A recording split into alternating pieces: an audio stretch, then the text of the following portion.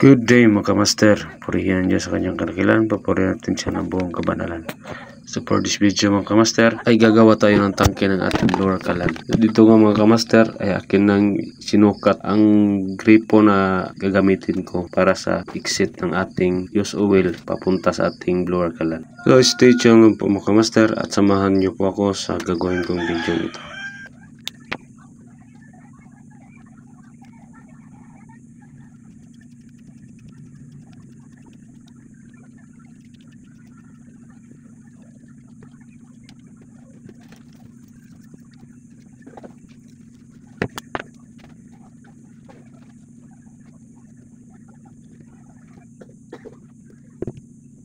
Dito mga kamaster, ay atin na kinabit ang drill bits natin sa ating barina na ating gagamitin para pang butas sa ating tangke ng kalan.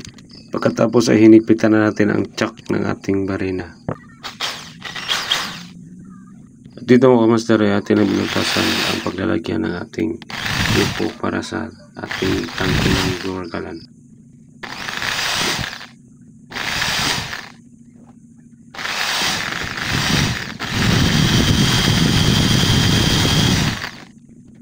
At kung nakaabot ka sa part ng video ito mga kamaster, ay naglalambing po sana ako sa inyo mga kamaster.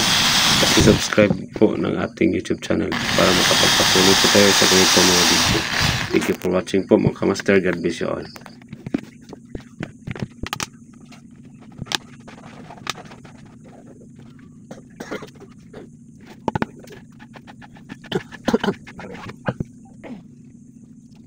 At dito mga kamaster, ay nilagyan muna natin siya ng teflon bago natin siya ilagay sa tangke ng ating blower kalan.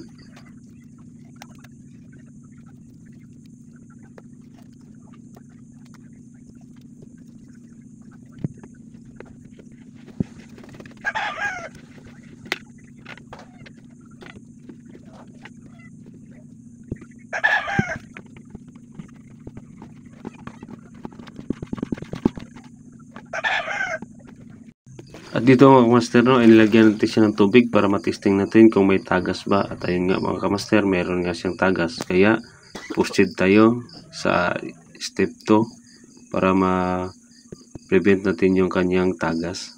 Lagyan natin siya dito ng nansag epoxy para mawala yung kanyang tagas.